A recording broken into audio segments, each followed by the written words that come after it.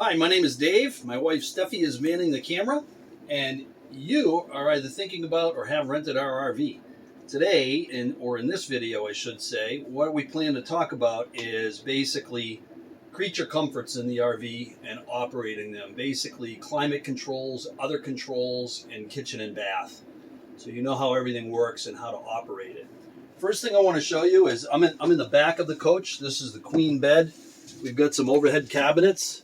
There's a bag here with manuals in it. So if you're here in the coach and you're stuck on anything and need to know some details on how to operate it, almost everything in the coach has a manual inside this bag.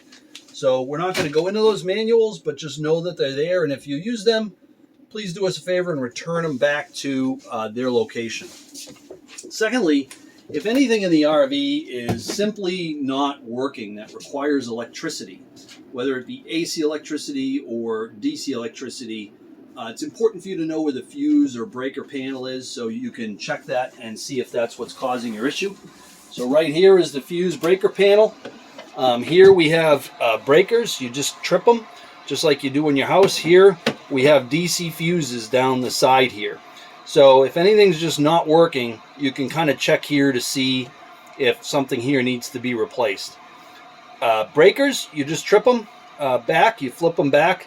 Fuses, if one blows, you have to replace it. In the glove box in the chassis of the RV is a package with replacement fuses and a fuse puller. So you can go ahead and switch that if you need to. All right, so creature comforts wise, I want to talk about air conditioning. There is an air conditioner mounted on the roof. And there's also, here's your air conditioner right here. Nothing comes out of here. There's also ductwork around the ceiling. So here's an example of a vent for the ductwork. Another vent for the ductwork. There's probably about 8 or 10 of them mounted around the ceiling. That's where the cold air is going to come out when you turn on the air conditioning. Now, the only thing you need to know to operate the air conditioner is how to operate the thermostat, pretty much like your house. There really isn't anything you have to do other than operate the thermostat. The other thing that's important for you to know is that the air conditioner requires AC power. You have to be either plugged into shore power, so an outlet at the campground you're in or an outlet at a guest house that you're staying at, or you need to be running your generator. The AC will not operate on the battery. So here's my thermostat. So if we zoom in on this, my thermostat has an on-off switch. I'm just going to power it on. And the first thing you need to see is there's a mode button here. So this mode button allows me to say cool for air conditioner, dry for just drying the air using the air conditioner, heat for turning it on the furnace, and fan for just running the air conditioner fan with no dry, no cool. So I'm going to turn it to cool. And then if I go to the fan button, over here, I can tell the fan to either be on low, high, or medium, or I can put it on automatic. And automatic means it's automatically going to switch between low, high, medium, and off as the thermostat calls for it. And then I can adjust the temperature up or the temperature down, and it will automatically maintain for itself. Now, we're going to stay right here at the thermostat. We're going to talk for a minute about heat. Just like the air conditioner, there isn't anything you need to do to operate the heat other than operate the thermostat. The only exception is, the only thing you need to know is that it requires two things to heat the coach. One, we need to have propane. So we're going to go outside after. I'll show you how to turn on the propane in the event that it's not on. Our intent is to turn it on before you leave with the RV. But in case we forget, I'll show you after how to turn it on. And the second thing is there's a fan in the furnace that blows air. And the fan requires a 12-volt battery to run. So it does draw on your battery, so you can't run it indefinitely, just like other 12-volt things. So really to operate it, we're going to come back here to the thermostat. Again, make sure the thermostat is on. The mode is going to be heat.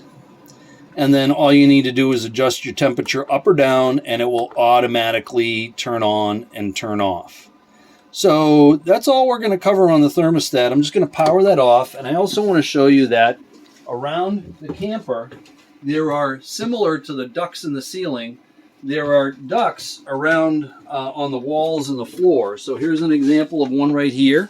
All the heat's going to come out close to the floor around the RV. So you don't want to have anything blocking those ducts and getting in the way of the heat operating. Okay, some other controls for your creature comforts that you need to know about are on this panel in your kitchen area or your dinette area. All right, now if we look at this control panel, the first thing I want to show you in the top right hand corner is this switch for the generator. So if you want to run the generator to get AC power, and when you're not plugged into an outlet, you'll see it has stop and prime on the bottom and start on the top. So you just want to hold the prime down for about 4 seconds. And then after you're done with the prime, you push the start button, and I'll be quiet. You might hear the generator start. And now your generator is running. I'm just going to hit stop and stop it because I am plugged into AC power. It's not going to do any harm, but I don't have any need for the generator right now. So if you're going to use the generator, you just need to make sure that your shore power plug is plugged in to the appropriate receptacle in this storage container outside, and that's covered in my another video for electrical systems.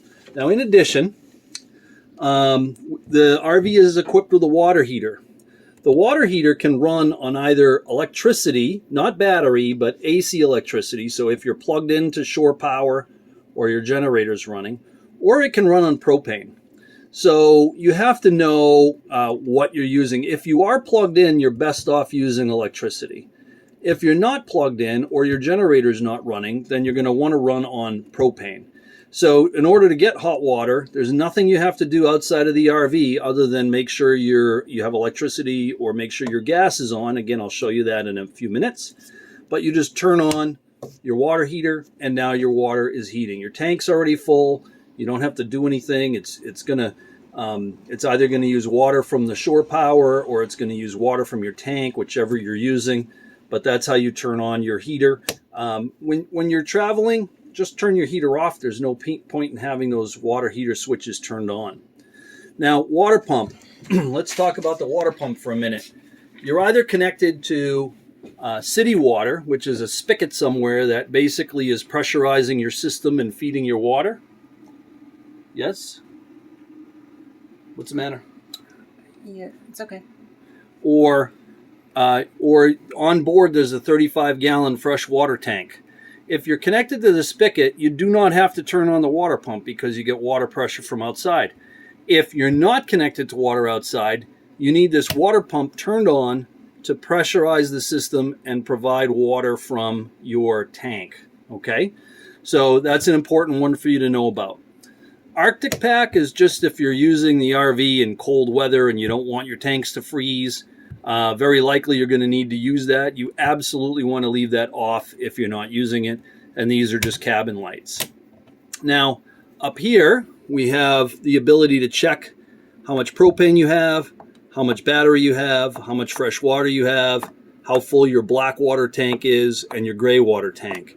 In another video, we're going to talk about water systems and gray and black water and dealing with those things. But these are the meters to check your levels. Okay, so that's everything we're going to cover on that panel now. What we want to do is turn our attention to the kitchen and the bath. So I'm going to go over here to the sink, and we've got a nice water spigot. You know, we've got hot and cold running water, and we've got a sprayer or a regular whatever you want to call it. Anyway, so in order to get water from here, you either need to be connected to city water, or you need to have your pump on to draw fresh water from your internal tank. So if that's not working, it's one of those two things. We have a range here. This runs on gas. Again, outside, this is propane gas. You need to make sure that your propane tank is turned on. There is no pilot light on this. Basically, to operate it, you're going to turn on your controls, your gas. You're going to rotate this knob, which basically is going to light. So even with one on, I got to do it again for the other burners. And your burners are going to come on. So this is just your igniter that actually sparks to cause the flame. And then when you're not using the range, you can just keep the cover down so that it's additional counter space while you're cooking or using the refrigerator. So you can also just flip up one part of it and use one burner. There's also knife slots back here in the event you need the knife slots, okay? Now down below the range, we have a microwave convection oven. So pretty much this works like any other microwave. The controls should be fairly intuitive. So you would use that the way you use any microwave. I'm just setting this in because when you drive, sometimes this comes off of the rotisserie. Now, if you want to use this as a convection oven or you want to use it as a grill, which it's capable of doing, I would just refer you to the manual. I showed you where the manuals were earlier, and you can learn how to use this. It also includes a baking tray here to be used in the convection oven if you choose to do that. The refrigerator is super straightforward.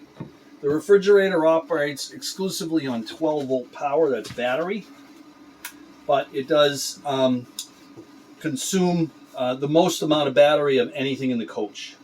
So it will drain your battery fastest. The one thing is when you open the door, it takes about 15 or 20 minutes for it to recover the temperature that it lost when you open the door. So if you're running on battery, my recommendation is to minimize the amount of time you're opening the fridge to conserve your battery as much as possible. Your battery is going to charge when the coach is running and being driven. It's going to charge when you're connected to shore power. It's going to charge when you're running your generator. All those things will charge the battery. But when your motor's not running, your generator's not on, you're not connected, this is just drawing on your battery, and how long your battery lasts depends on how often you're opening the fridge, how often you're running the fan in the furnace, and those kinds of things. Okay, so that's it on the fridge. I'm going to kind of step in here,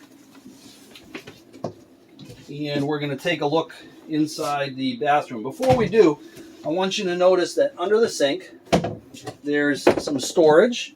There's toilet paper in here, but also we're going to have in here a container that has sanitary toilet tablets in it. So when you pick up your RV, we're already going to have put a tablet inside. But in the event that, and this is really to keep the tank from smelling badly, and when you flush the toilet, and it's just going to reduce that, so it's better for you. So basically, the only time you're going to have to worry about tablets is if you fill the tank so that you have to empty the tank in order to continue using it. So if your black water tank fills up, that's your toilet tank. The nice word for it is black water. You're going to need to dump it, and then when it's empty, you're basically going to open up the flusher, put another tab in there so that it has a tab, a sanitary tab. And again, those are going to be stored underneath. So in order to flush the toilet, on the right-hand side of the toilet, there's a lever that's foot actuated. If I just slightly depress it, you can kind of bring it into the bowl here, Steph. You'll see the water will run and the toilet won't open. So you can actually kind of, get some water in it. Oh, I don't have water pressure right now. And if you want to flush it, you just open it all the way and it's going to flush down.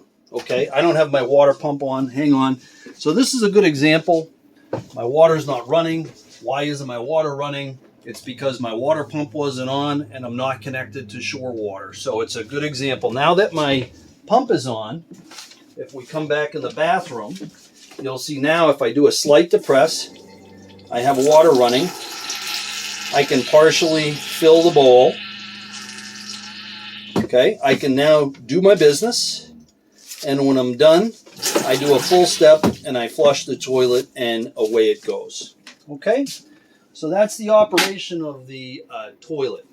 In terms of the shower, I have a skylight for my shower. There's no light in here. If it's at night, you can turn on your lights, and I also have an exhaust fan. You need to make sure that you open this vent up if you're going to use the exhaust fan, so that you can exhaust the moist air out of here. So one switches the fan, one switches the light. And then for the shower, you've got hot and cold running water. It operates just like your shower at home. And again, you got to make sure, you know, your pump is on or you're connected to shore power. And you also want to make sure your water heater is on to use the shower. And that's either using electricity or propane. Now, in the shower, we also have this sliding shower door. Okay. And it latches with a little hook right here. There's a hook here. If you go above and look down, you can kind of see the hook mechanism. And it catches on this side of the door. Now, to open the door, you know, to lock it, you just slide it over and lock it. But to open it, if I'm in the shower, I have to pull it toward me and it releases. So it's not magnetic, it's an actual hook. The door needs to be pulled in towards you to release the hook and let the door open. Please guide this door open. Don't just let go of it and let it slam in, because it'll do that, and just be gentle to it. It'll treat you well. All right.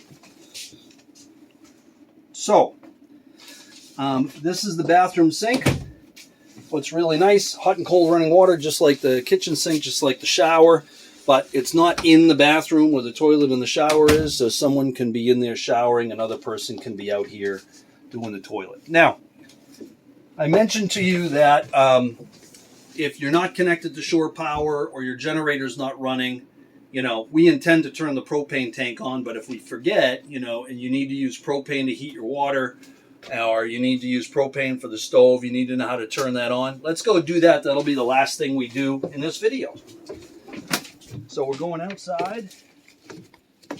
We're going around to the driver's side of the RV.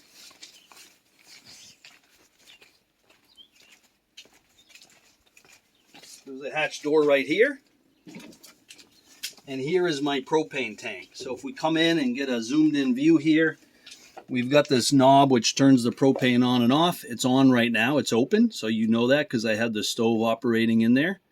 And, you know, shutting it off is turning it to the right. If you go through a lot of propane and you do need to fill it, you would go to a propane filling station. Here's where you would fill it. There's also a gauge to show you the level, but I showed you there's also a panel inside that shows you your propane levels inside as well. If you do have to buy any propane, we don't expect you to pay for that. Keep your receipt. We'll reimburse you. So those are all your creature comforts and systems inside and how to use everything. Happy RVing, and watch our other videos for other topics. Thank you.